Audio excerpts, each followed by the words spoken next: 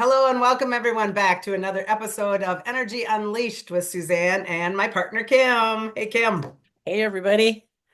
Okay, we just got back from an awesome trip and we're going to take the time to just kind of like get some giggles over what we experienced out there and share with you what we did in Arizona. We just got home, gosh, what, only 3 days ago, 4 days Yeah. ago, and I think we've both been sleeping ever since, right? I don't know, man. Sometimes these trips just kick your ass, right? Yeah, well, part of it is some of the healing stuff you do and some of the crazy stuff. And I don't know. I'm Yeah. still processing, I'm sure. Yeah, I know, right? So originally we were kind of discussing to go down, and then I was invited to sit in on a workshop with a gentleman named Drunvalo Melchizedek, and he is a pretty famous author. He is now 87, I think he is, 87 years old, maybe. Many books, many training programs over the years. Is in the middle of another update on his Flower of Life book, and I was invited to a workshop to run by some new activations and things like that, which was super fun. So that prompted us to actually lock in these dates and go. And so, yeah, we did the Flower of Life. So I had to get this because I thought that was hysterical. I mean, that's such. So the Flower of Life behind there is really what he works with a lot, but I had to throw in the alien part of it because I thought It's that so was fun. He's isn't he cute. cute? I love Mhm. him. He's cute. So, and I got my spaceship earrings on to boot. So, yeah, whenever we go to Sedona, obviously, it's always about the crazy shit that we can do, right? Mhm. So, we Yep. have some really great contacts down there. I have two sisters that live down there, and we visit both of them and snag one of them in their car in their vehicle, and then tootle off to Sedona to find our what we call soul sisters. And we have two, if not more, beautiful friends down there that we hang out with for the time. So, yeah, I mean, we've known them for, gosh, I don't even know, Kim, 6 years or something now already I that we've been think doing work so. together. It feels like that is right. Close to it. One of the It feels reasons, like, well, I'm going to say, it feels yeah. like many lifetimes shoved into a short period Yeah. of time, for Right, sure. right. Yeah. No kidding. One of the reasons why we're going down there is well, I am just going to say it right here. We are going to be doing a Sedona event in 2025. So Kim and I were also What? putting, yay.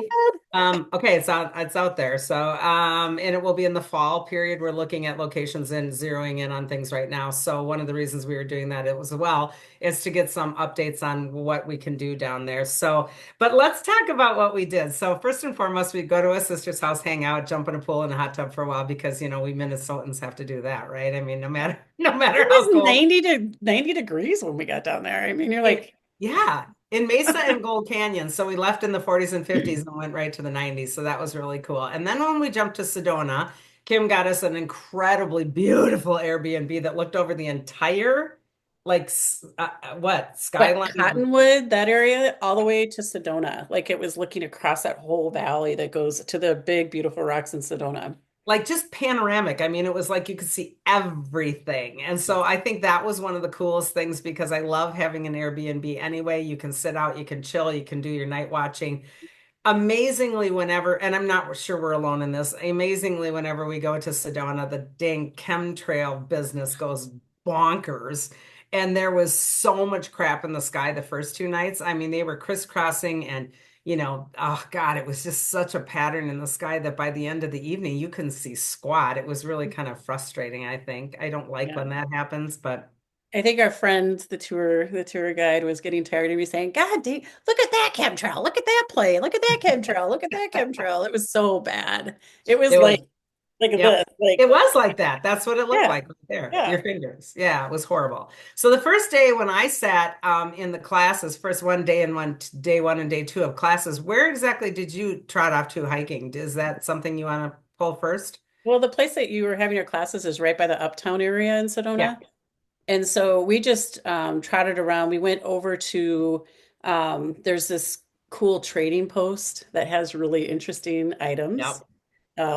Some items I'm just like, wow, I just never thought I would like, I don't know, like a buffalo tooth. I don't know who buys a buffalo tooth. People do.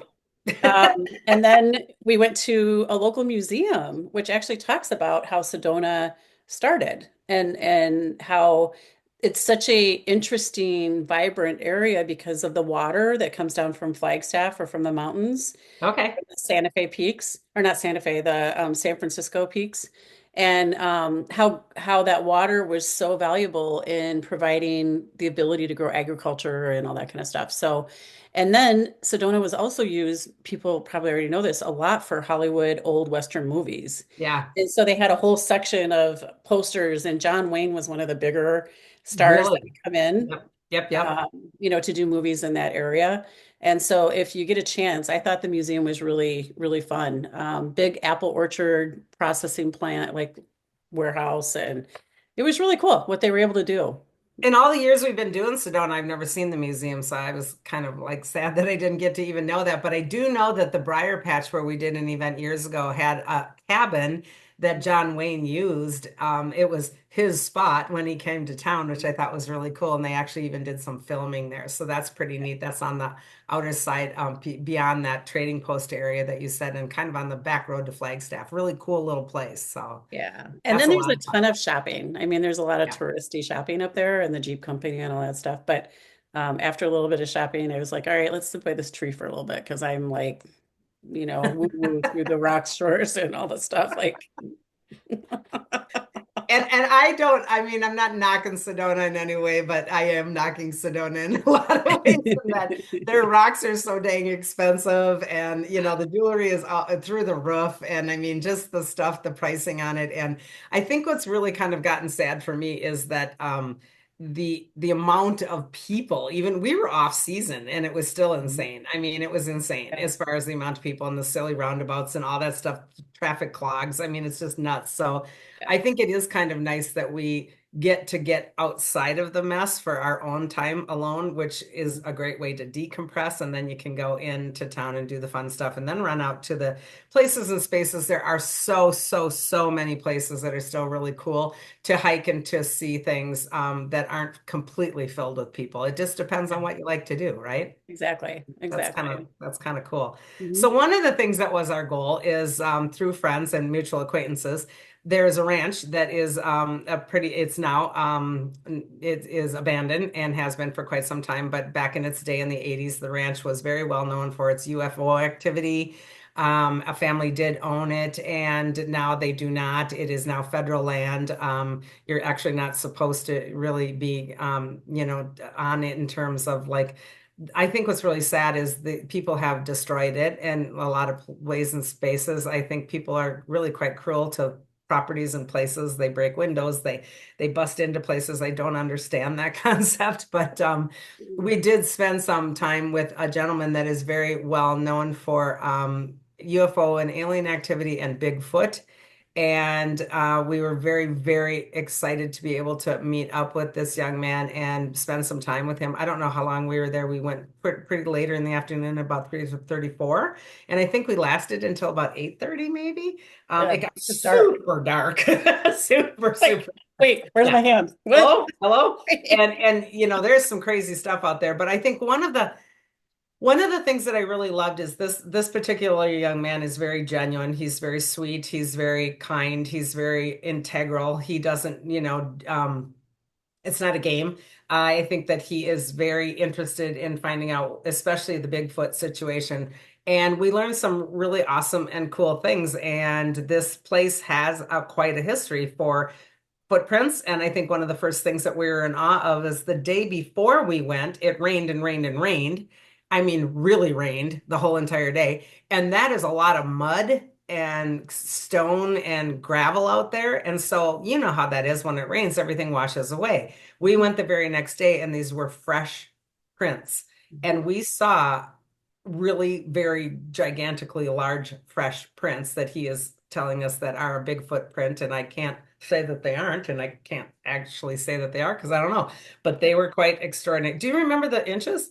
Yeah, because it was just the heel of the print Yep, the and imprint of the 11 inches by 6 inches. So 11 yeah. inches long by 6 inches in width. And 11 isn't terribly long compared to a human foot, but remember that was only half of the footprint. And Yeah, so it was like the digging in effect, I think, was what we yeah, were amazed with. yeah.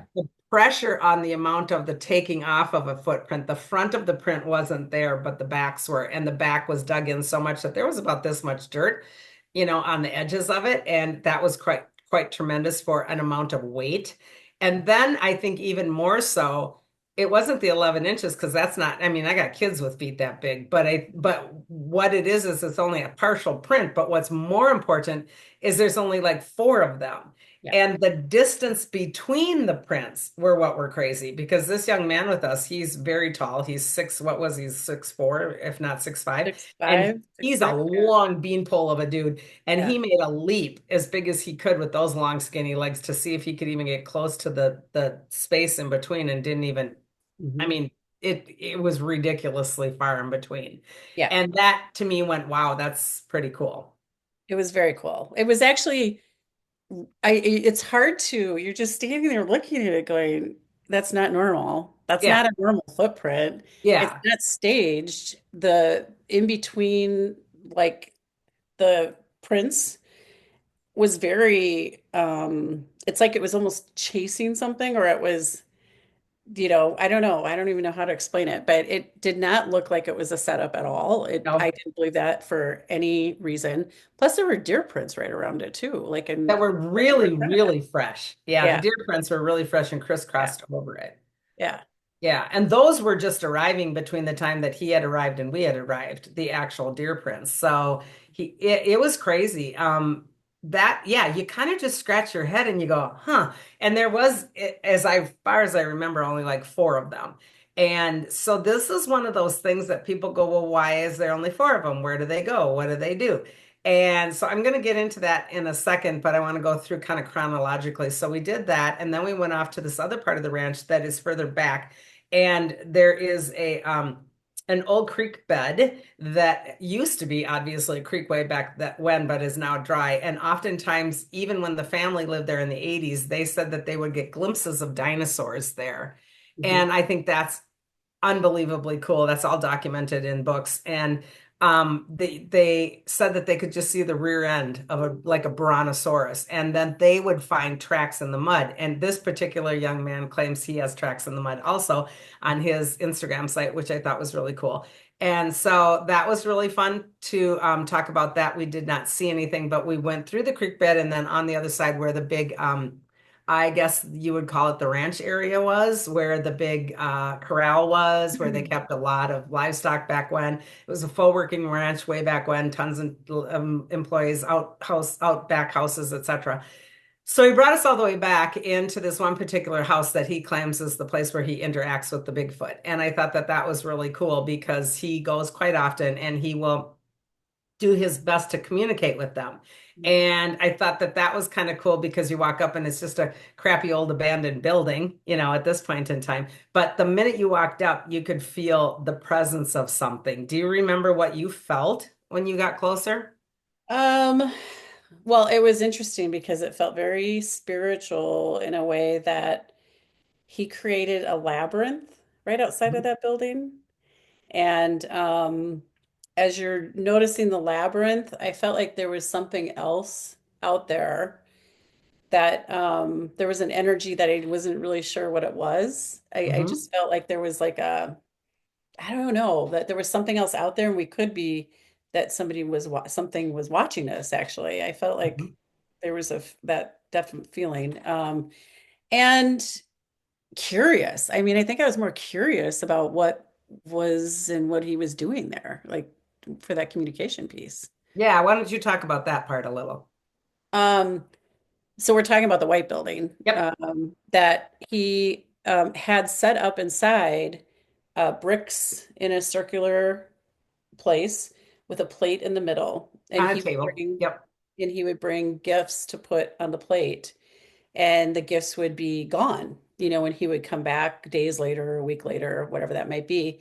But on the side of the building, he had a chalkboard with a string with a big piece of chalk, where there would be symbols that would be left for him, or he would leave a symbol for um, the entity, whatever it is. And so there was communication happening on that chalkboard.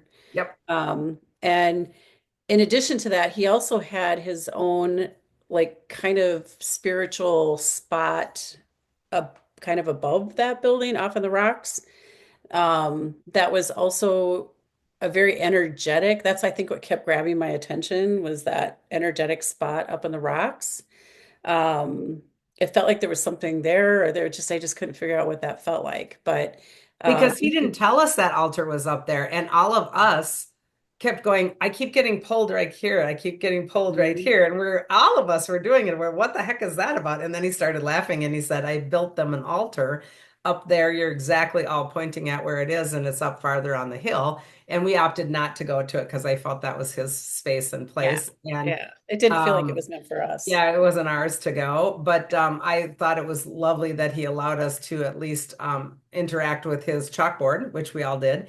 And yeah, and then we went in and stuck some, we all activated, what was there, about seven of us, I think maybe. And we all activated rocks, and then we put our rocks on on those bricks in a certain, I don't know, layout or design or whatever, and took pictures of it so that we could monitor if there was changes or anything. So Yeah. we haven't heard anything yet. It's only been a couple days since we've been home, but yeah, it's very interesting, I think. A way Well, to and I communicate. thought, the symbolism that was left, and he had pictures of other ones too but it was fascinating that one of the people that was with us, and it was just like a mountain with a light Hmm. above it. And she's like, "Oh my gosh, that happened recently over the airport vortex. I was taking pictures and there was a light over the mountain that looked like the symbol, Yep. which could be a connection to that land from that ranch, which was Right. really fascinating. You're with these people, and all of a sudden there's like this weird connection thing happening. And yeah, so I thought that the chalkboard was really inventive of him to try to communicate. Yep, I did Um, too. I yeah, did too. I thought that was really cool. And half of the people with us were locals. And like you said, these locals do a lot of paranormal stuff, a lot of alien UFO watching, and a lot of Bigfoot stuff. And so they do cross-reference their experiences. And I thought that that was super cool because it was very, very much in alignment with what they had just recently seen. So a lot of these people are also Jeep drivers or tourism people. So they're out with actual many, many, many groups that are looking and yearning and asking for this connection. And so they're getting more and more information. I think that this young man is really onto something that felt genuine. I didn't know what, everyone laughs about Sasquatches and Bigfoots, and it's always like, oh, and well, same thing here. I mean, what do we really, really know, right? But there was, Kim, like you said, it was a different feeling. I've been doing energy work for a really long time, and I know what the galactics feel like. I know what the ghosts feel like. I know what land energy feels like. They're all different frequencies and vibrations. Dead people feel different than, a spirit person that's dead. I mean, everything feels different in yeah, frequency. And right. this was a new feeling. It Yeah. was But it different. wasn't scary or Oh anything. God, It no. was just so different. Yeah. And so that was surprising to me because I had never really got connected with a Bigfoot energy before. And it was so big and loving, no pun intended there, big. It was big and loving, but it was something different. And so we did do some things on the chalkboard that were relative to what we learned in the workshop. And then I asked him if it would be okay if I integrated his energy into the chalkboard. So that was super funny because he had never felt that kind of work before. Like, who just moved the building? Like, what's happening? We all laughed and we go, nobody moved the building. That's just the energy pushing you into the into the building. And so he's like, whoa. So that was all fun and new for him. That was cute. And then I don't know, we did some really drumming and blessings and just really did our best to offer love to this land because I think it's kind of been raped and pillaged by crappy people, just thinking it's funsy stuff. And people can be cruel to land, and I don't like that. And so we did some really nice blessings and such. Then we made our way back over across the creek bed back to the so-called area that was more in the homestead area because it was getting darker. And we all decided to kind of hunker down, and the weather kept getting weirder and weirder and weirder. The Well, skies. when we got there, like everybody was kind of just looking around, and I'm like, my head went right to the windmill with that water tower Yeah. Oh, that helped. And I'm looking, I took a picture and I'm looking, I'm like, the sky was like so active and engaging. And Yep. then Out when of I looked at nowhere. Yeah. when I looked at the picture later, it looked like the rising of a phoenix, like from Oh, the, that's right. yeah, like when, ooh, like you could just see I was like, oh my, what is happening in that sky? It was really crazy. And I'm gonna have Katie post some of these pictures on my Facebook, and I think you probably have them on yours as well. So we'll kind of try to get some of these pictures out because they are pretty cool. Mhm. So then we kind of hunkered down, and it got dark Dark. fast. It really did. We had another gal that does a lot of Bigfoot hunting, who's also named Kim, by the way, and she was doing some of the calls, and I think that's really cool too because I don't know that much about it, but I do know that they're supposed to make this kind of blood-curdling call. Yep. And she was doing it a couple of times. We were separate than the other parts of the group. And when she was doing it, we could hear clunking and activity out there, but it wasn't the typical three clunks that you hear on TV. It wasn't like a three clunks communication, but she would do the call. And then there was this activity way out behind the homestead building, but we never were positive what that was. That was kind of obscure. So Mhm. then we made our way to with the rest of the group and all hunkered down, sitting together on chairs that are out there that are kind of creepy and gross, but sort of made our way there. And then that I think that's when we started just asking some questions. And then I started, I have oftentimes entities will come, I'll let them sort of move through the template of my body. And we were asking if we could channel the Bigfoot. And I had never done that before. And so that was really super interesting for me because if I get into that state of in body, out of body, it doesn't hurt me. I push forward my template of my auric field and I run things through. I do this up at the Palmer House a lot where I'll run spirits through or entities through or whatever loved ones through, and my face will change and morph into things and I'll turn into whatever is trying to come through and communicate oftentimes. And we were having pretty good luck, but not 100% luck because the Bigfoots are like, what the heck is this? They didn't understand the concept of the channeling. So I was I don't see myself, but as you guys were saying, it was very Neanderthal looking, Yeah, I very, think that the image that was sitting in front of you, it had a higher forehead, hair, like more hair. yep, The nose was very pronounced and bigger, and the mouth yep. was bigger. So And it looked I very Neanderthal to me, but And I know what I feel like. I know what I look like when I'm it. I don't see it obviously, but I know what I look like. And I knew that this particular being was very red haired-ish. Lots of times you'll see the Bigfoots like dark brown. Sometimes you'll even see them white. This particular ranch has had a history of a white one that spoke to the owner way back in the 80s, oftentimes, and it was a mother and she was a white one. This one was orangish, much more orangutan color-ish, if I would call it that. And I said that to this young man, and he's like, "Oh my God, I know that that's the one I talked to. It is. It's orangish." So that was really fun for him to get validation. And then it was just question after question after question. And I thought one of the most fascinating things I wanted to share with everybody is up until this point in time, like I said, Bigfoot was just kind of like one of those things that's like, oh, that'd be really cool, but I'd never really done anything with it. I was under the assumption that they are a 2D elemental that comes through the 2D frequency, the 2D dimension of the plant and animal kingdom. And I know that they're not on this planet and they slip in and out of 2D. Therefore, I ignorantly assumed they were a 2D being. And I was very bluntly corrected by them that no, that is not the case. We are not a 2D being in any way, shape, or form. We're a galactic.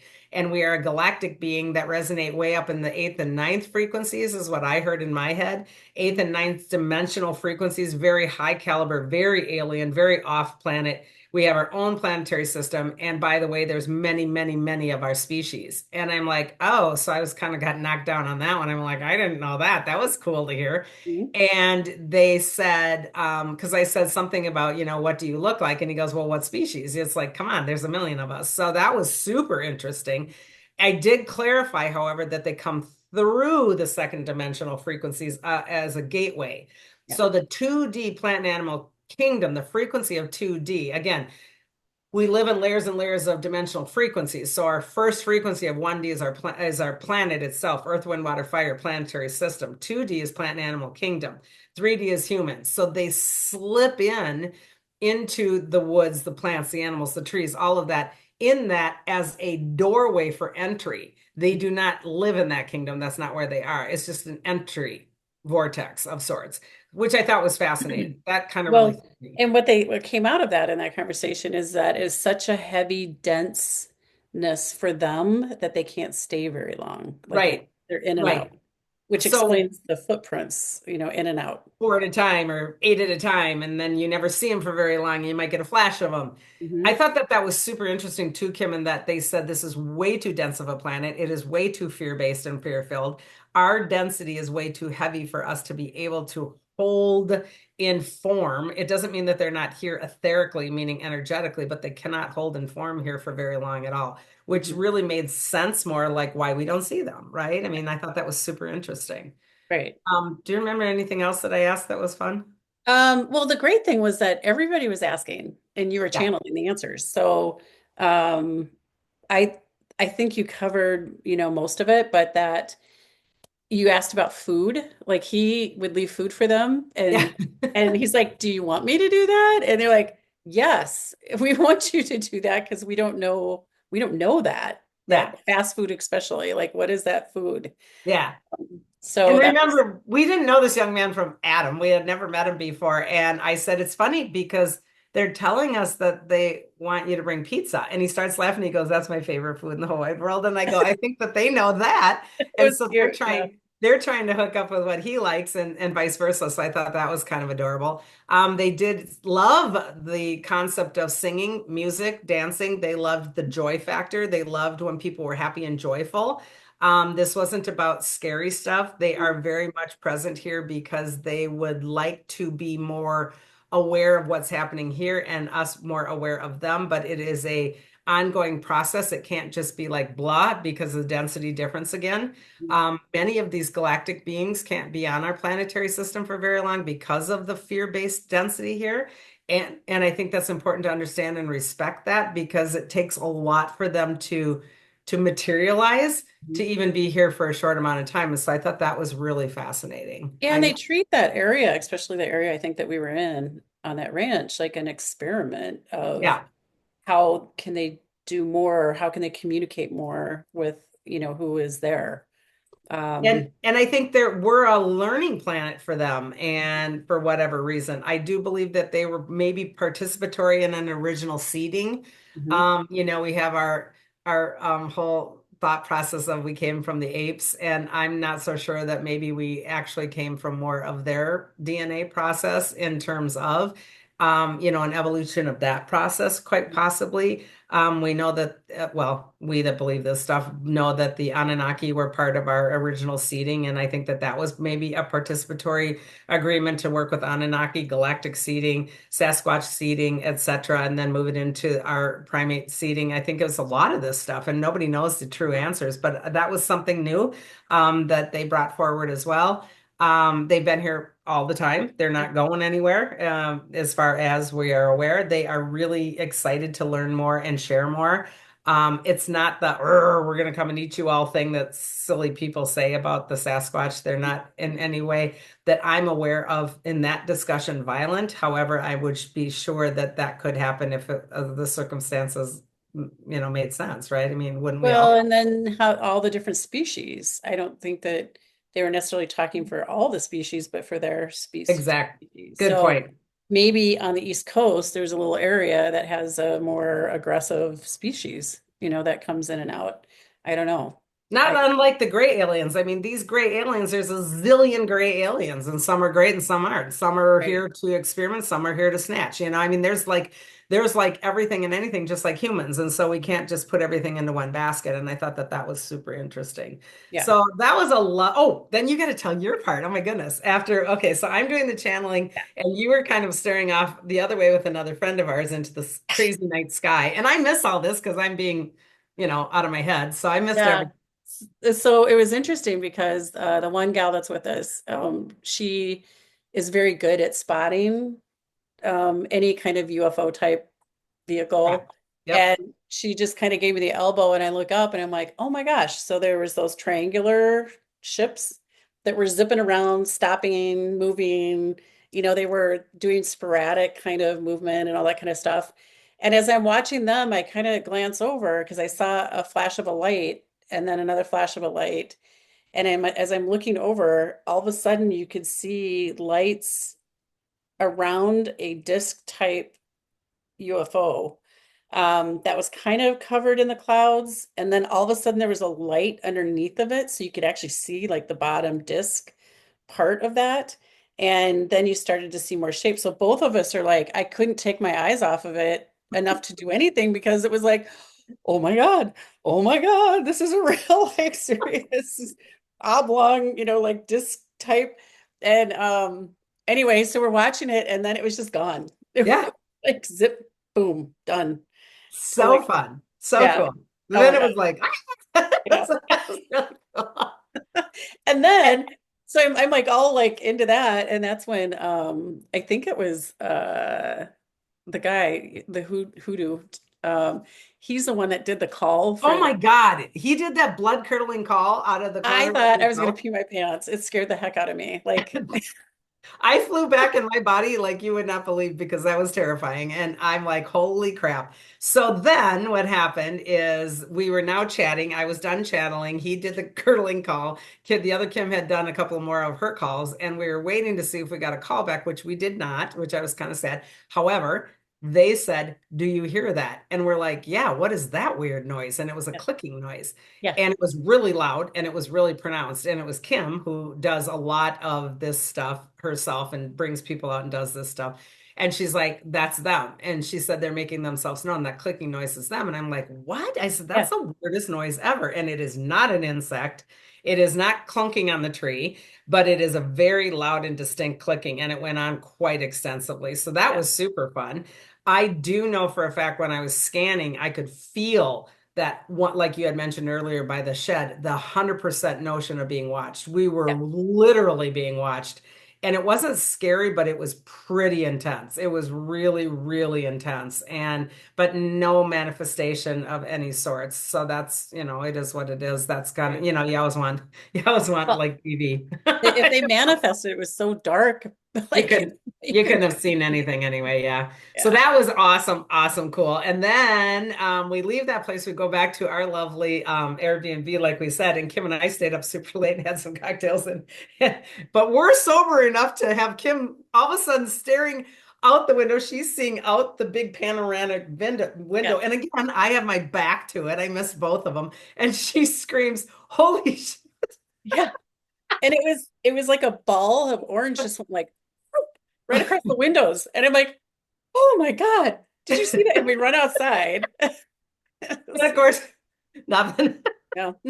Yeah, so you were total UFO babe. That was super funny. Get Yeah. up the next morning, and I got up super early compared to the other two of you, and I went out on the deck, and again, just sat there with a nice cup of coffee super early, and the entire area, because this was after the rain, remember, had cleared all chemtrails, all everything. There was not one thing in the sky except one Gorgeous.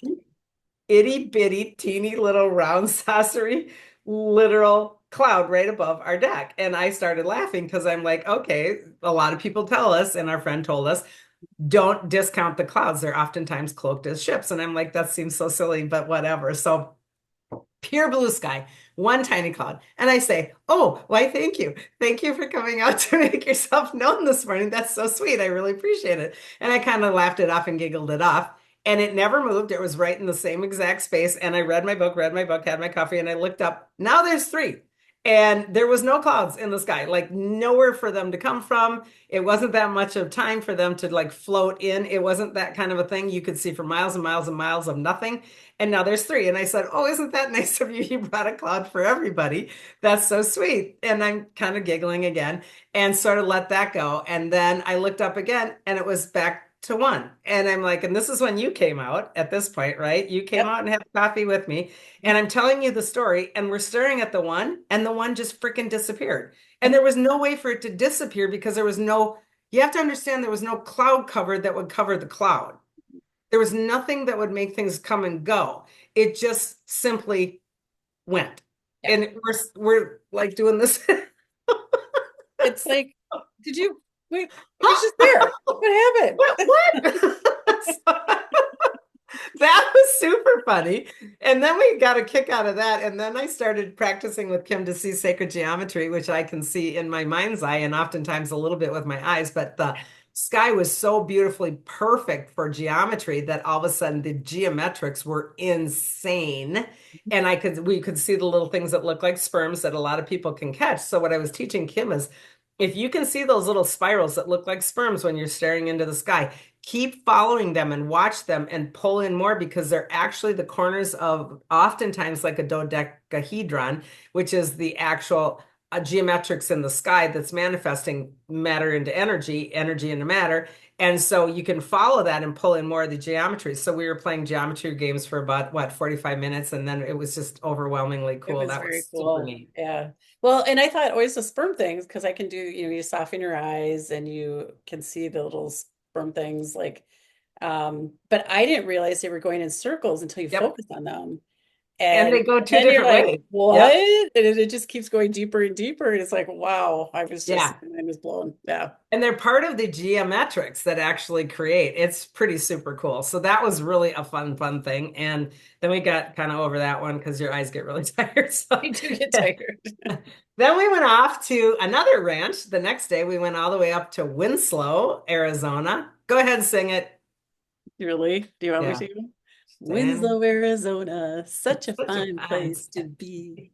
So it's the famous town from the Eagles, standing on the corner in Winslow, Arizona, and it's a little teeny itty bitty town, but it has an incredibly beautiful, gorgeous, gigantic La Posada Hotel that we stayed at. But prior to that, we went to this wonderful ranch, another ranch this one is a full-fledged acting ranch that still does herding and the whole nine yards. It's 7,000 acres. This family owns 5,000 of the acres and then participates with others on two of the seven. And those two of the seven have all kinds of archaeological digs on it. They let universities come out, they let them excavate, they let them do all kinds of research, and it was phenomenal. They call it Art in the Desert, I believe is what they call that ranch. And we got to meet the funny little grandpa that runs it. I think he was like third generation and he's 80, what was he, 89, I think. He was He looked like a 87. Michael Garmin model. I mean, if anyone knows who Michael Garmin is that does the cowboys in bronze, he looked like a complete model for it. He was Yeah. perfect. He was Yeah. a perfect You can cowboy. tell he's been on a horse his whole life. Like, Yeah. yeah. Mhm. And he grew up on the ranch, and you get this wonderful little story about him, and then you get to meet him in person, and then you get to go on this ongoing kind of like ranch hike in your car from space to space to space. And it tells the story of this grandpa finding his very first Native American pot, a water jug at age 11, and he's almost 90. And they have been finding unbelievable amounts of incredible pottery that is still in the most unbelievable shape on this land for that amount of time. And I Yeah. mean everything from arrowheads to ladles to full-blown water pots to cooking pots to everything. And they have them thousands of years old. It's fascinating. Well, thousands of years BC. Like that just blows my mind. Like BC. Like Yeah. crazy. All the way up until what was the earliest? Did she happen to say when they was the earliest or the latest, whichever way you want to look at that they were on the land? Well, it was around 2000 BC that they estimate that people were living in that area, The the majority. indigenous. Yeah. And they Um, lived in communal living. They excavated it, and they have this place where you can walk in and see. And they're really small spaces. And I'm like, man, if I was living with 15 people or 10 people or four people in this space, I'd have to kill myself. But that's what they did. And we could see everything where they had their underground, like storage or underground kilns or underground everything. It was fascinating and amazing. And then she really stressed how far away they had to go to get their water to bring it all the way back to this place. And that was part of our tour that we'll talk about in a second. But these people were so industrious. And she said these indigenous people were about 4'8" at the very highest or biggest height wise, and about 60 to 80 pounds was all. And they only lived till about 30 years of age because they would inhale so much of the dirt and the dust, and their teeth would oftentimes just grind down to nothingness, and or their lungs would be full. So between not being able to eat enough and maintain enough in your lung space, they would die at that age of 30-ish, which I thought was kind of sad.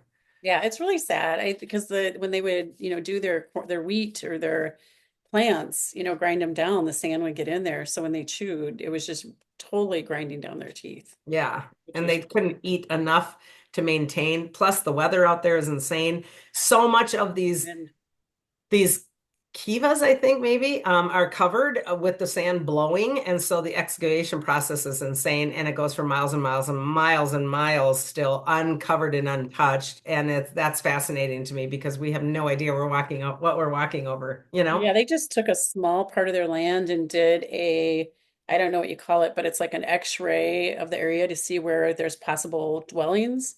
And just in that smaller part of their land, there were like 250 or 240 different dwellings. So that's Yeah. a lot of people when you say they're, 8 to 15 per dwelling. And And she said at one point that there was 200,000 people indigenous in this area at one time, and that's like insane. I mean, the because it thought of was a high traffic area. So I think yeah, it was over time, people coming and going. yeah, it It was was a big crazy. number. It was Hmm. crazy. I mean, you're just, it does, it makes your head just kind of go, Hmm. you know? Yeah, And the their little pottery was that, museum is amazing. yeah. Like all of the different things. So And yeah. the reason why the pottery, we learned, we asked a million questions. Everybody else on the tour kept thinking we were crazy, but whatever.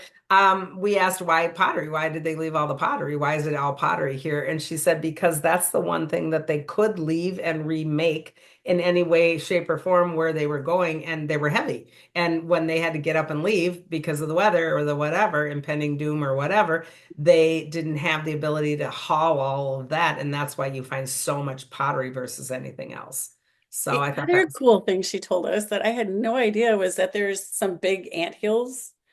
And she said, this was the daughter of the rancher, and she said that, gosh, when I was a kid, I would look for the ant hills, and I'm like, what? They bite. What are you talking about? And she said that's where the beads would be from their jewelry, or the beads that they would make would be the ants would have those in their ant hole. Like, yeah, and I thought, wow, that that's was so crazy. weird. She said it's Yeah. like they clean them and they keep them and they do things with the beads. And so if you excavate the ant-hole, you found all their jewelry. It was very strange. I thought that was a weird comment too. That was really interesting. Yeah. Yeah.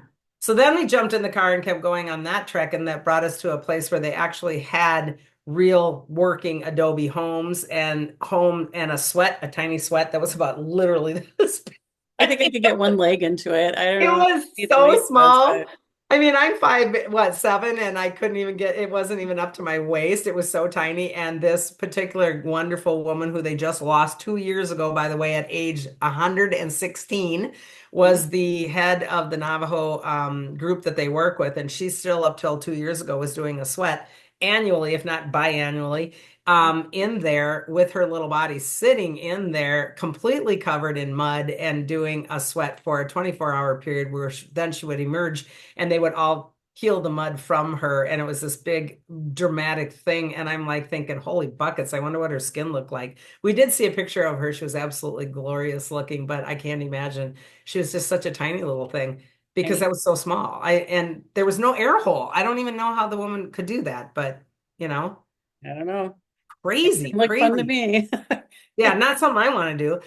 Then they had a huge, big, another Adobe building where they had like meetings and such. And then I thought one of the most fascinating ones was cedar and then mud on the outside. And what this particular one was, I thought was so cool because the men, of course, those the men were running. Of course, the men were running everything. And the men would go in there and have their council meetings and they would etch the meeting notes into the side of the cedar. And this is where they kept track of time and how long they were there and what was happening and where they were at with their crops and et cetera, et cetera. And I thought what was so fascinating, she said, was when they would choose to leave, they would burn it. And that's why they did it that way so that nobody could track them, nobody would know anything, but yet all of their history was just gone. Gone. Yeah, that was really fascinating. Crazy. Hmm. That was crazy. And Yeah. then the third leg of that particular tour brought us all the way down to the canyon. And the Yes. canyon was where we experienced the petroglyphs, which were fascinating. But the canyon was also the base of the water, where they would go and get the water for the very first thing where we saw way back this way. And so I'm like, we drove so far in our car to the canyon. I mean, not hours by any means, but a lot of minutes to get to this canyon. And remember, these people are doing it on foot with these gigantic clay, molded out big jugs to fill them with water and then had to fill them all back full. It's mind-boggling, Well, because we were crawling down into this canyon, holding onto a railing. Like, can right? you imagine what they had to do to get into that canyon was treacherous. I can't comprehend in my very small, freaked out brain right now how a person could get down there. They didn't, I mean, we have hiking shoes on or tennis shoes with, grips on it, and we're holding on to, like you said, a railing that's been installed. Yeah. They're just walking down in their mocks or their bare feet, right? And it was so deep and so treacherous, like you said, but then to top it off, you're hauling the water. Yeah. I don't get it. I mean, Right. I can't get my head around it. And it It had was to take them days to get there, yeah. crawl down in the cabin and then, or into the canyon and then days back. Like it was a big effort to get water, but the water is some of the cleanest water still. Yeah, And to they this have it day. tested. It's tested as very high quality water. So, Yeah. Yeah. And that cute little grandpa said, and that's when they'd take their annual bath. yeah, I was like, Oh, yeah. it's so dusty here the whole year. Yeah. Oh, yuck. Oh, yuck. The petroglyphs were absolutely amazing. So we always screw up pictoglyph, petroglyph, and hieroglyphs. So I want to make sure that the petroglyph is the scratched in one. It's not the painted one. So Yep. these were all etched. Hieroglyphs are more like, Egyptian or glyphs in terms of language and letters. This is pictures. And so one of the most famous ones there is the birthing lady. Oftentimes you'll see that same version of the birthing lady. She always has the big, huge thing. She looks like Leah on Star Wars with the big donut things on her head. Remember that scene? Yeah. And it always depicts a pregnant woman, these things on the side of her head, and they have her like this with the big giant ears, and then she's having the baby come out on the bottom. So that's a pretty large one there and a It's pretty big. famous Yeah. one Mhm. there. The Barefoots were everywhere for the bear clans, different information. This particular petroglyph place did not, in my opinion, have tons of alien feel to it at all. It felt much more native to the earth. Oftentimes we'll go and see petroglyphs, especially in Arizona and around that area, and you will see individual pictures that are very much more depicting an alien being. I didn't get that feeling from Yeah, any like of Monument Valley was more alien. There was more. way, way more aliens. So I don't get that alien connection down there at all. But then we Actually, did, there were a couple that looked like Bigfoot stuff, which would yeah, be yeah, yeah, alien, but it's, yeah. yeah, right. Couple of those, Mhm. not tons though. No. And yeah, really a lot of petroglyphs, like a lot. I thought and all over different heights, which I think is cool too, because it would depend on where the canyon's at. Yeah. I mean, they're making them here because the canyon's here, and then it gets deeper and deeper and deeper into the rocks as everything erodes and the pictures go deeper. So there's higher and lower, which I thought was interesting. Some of the actual rocks themselves remember, we took a picture in front and it looked like a whole cougar head or a wolf head or whatever, right in the rock itself. So Yeah. rocks in and of themselves in that area seem to have a lot of pictures that just emit from the rock itself, which I think is a fascinating concept. That happens in Peru a lot for us as well. Yeah, definitely. Yeah, So, my first trip to Peru was like that. Oh my God, there's another face. There's another yep, animal. Yeah. yep. Yeah. And then coming back up that railing was a little bit tough. It was like, oh my goodness. And yeah, you just feel like out of shape and old, and it's not even that big of a trek. And you kept thinking, how are they doing it with 100 pounds of water on their back? I just don't get it. No idea. So the amazement that you have of those beings when you do a trip like this is just overwhelming and profound. So then we tootled off and ran around Winslow, Arizona, downtown, and did some fun things. And then this La Posada Hotel was absolutely fascinating. You want to talk about that one a little bit? Well, you spent most of the time looking at the history of that one, Oh yeah, but I did. yeah, I geeked out. I geeked out on all the videos. you did geek out on it. Yeah. It's so Okay. interesting though. Yeah. It's built along a railroad line. It is gigantic. It's over 8,000 square feet. It was first erected in the late 1800s, early 1900s, starting with a very, very wealthy Mexican family of sorts. And then it kept evolving and growing, and then it kept selling off to other things. Eventually, it turned into quite the fashionable hotel for the elite. And because of the fact that it's on the railroad line, so the railroads are running behind it, and this gigantic thing is built here, and then it's Route 66 in front. Yeah. So it's packaged between the railroad and Route 66. So the day when this was hot and hitting it, and the Eagles songs talking about, Winslow, Arizona, and everything now is take it easy. It's all marketed darling and Yeah. cute. But it did go through some really profound changes. In the 30s and 40s, it was all the stars were there. Again, John Wayne was there. Clark Gable was there. What was your room? Who were you? Jane Jane Russell. Russell. Yeah. Yeah. Amelia Earhart, Lindbergh, Einstein, and I mean, you name it. There was 40 some wonderful old photographs of all of the celebrities that had stayed, and they put them by the room that they used the most, which I thought was adorable.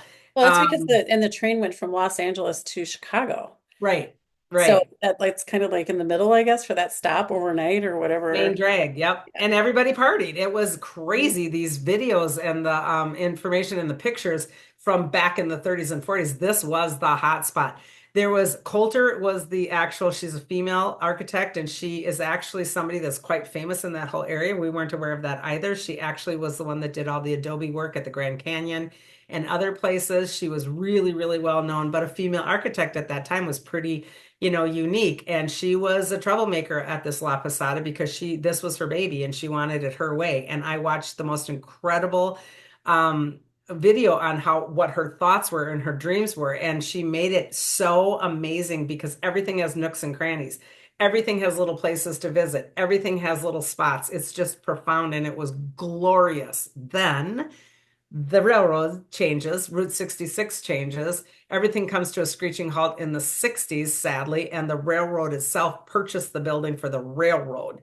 And they turned it into the most disgusting, ugly grossness. They had pictures of it. In fact, they still have a spot in there that shows the lowered ceilings with the disgusting lighting, Asbestos, asbestos everywhere. The hanging floors were ceiling. linoleum and vinyl, and the drop ceilings with the fluorescent lights. It was awful, and everything was cubicles. And that's how it stayed because then when the railroad left it, it just was a ghost town. And the thing was a ghost town for almost 20 some years. Nothing was in it. They were ready to tear it down. And then they got some help to say, no, it was a historical building, etc. And then a couple bought it in 1996 or seven, I believe it was. And painstakingly has been restoring it since then to the original in every way, shape, or form that they can. And they have been getting a hold of all the original artifacts as much as they can. It was fascinating. I mean, Yeah, I think what's interesting is that they were, letting like articles and different things were getting out how they're restoring it. And they would get calls from people, hey, I have a set of doors in my shed. I think they belong to the hotel. right, And right. it's like they did. Like these are I have a beautiful vase that doors. has been in my grandma's family. I think it started out there and the thing's worth, a gazillion dollars. Here, I'll just give it back. I mean, it's crazy what they've accomplished. I mean, and it's gorgeous. I mean, it's beautiful and it's completely back. The grounds are not completely back to where they want them yet. That's still a work in progress because when it was in its heyday, it had stables, it had croquet, it had gardens, it had all kinds of things. I think bits of that are bocce balls. Bits of that are coming, but not completely there yet. But it was unbelievable. And then we were looking at this crazy artwork, and Tina Mion is how you spell it, Yeah. Moyen.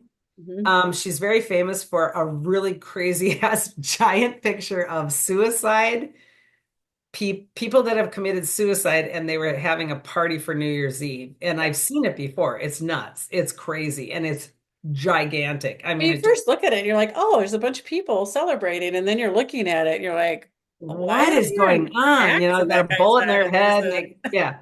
And it's in the original is in the hotel. And then you start to realize every picture hanging in the hotel is crazy. And you start to go, and this is when we were having drinks, we're sitting by the fire and we're like, well, what about what's that one? What's that one? And she's very famous for this spoons of death.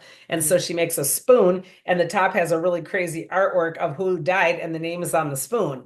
For example, you'd have, what was it, Sylvia somebody. My daughter even knew who she was, Sylvia somebody, and she had killed herself by putting her head in the oven. And yeah. so she had a mitt up here, an oven mitt, and then her name down here. And my daughter goes, oh, yeah, she killed herself with her head in the oven. I'm like, how did you even know that? But she had the most crazy, obscure suicides or deaths, crazy, crazy deaths on these paintings with all these different spoons. Yeah. And then you're starting to realize all of the paintings are hers. So I was kind of curious and I went in and I'm like, why are these paintings all hers here? And they go, well, she owns the place. And I'm like, That makes so, sense. so she and her husband are who bought the place in 1997, and she now owns it as her studio, and the whole top part of the whole upper thing is her live studio to this day. Oh, And she's fascinating. So she has a gallery up there, and these things are crazy pictures, very political, very controversial, yeah. very disturbing to some extent, but fascinating. I encourage you to look it up if you choose to. Again, Tina, Mion, I believe. For example, they have Jackie Kennedy in her cute pillbox hat, and she's holding a little card, and it's the King of Hearts Yeah. representing her husband, and ripping through it as a bullet. Yeah. I mean, it's that kind of stuff where you're like, what the Right. hell? I know. You're just like, what? Oh my God. It Yeah. was crazy, but Yeah. really cool. But it was so mind-blowing looking at some of her paintings and going through her actual she has an exhibit on one of the floors. And so that Yeah. was really fascinating to go through it.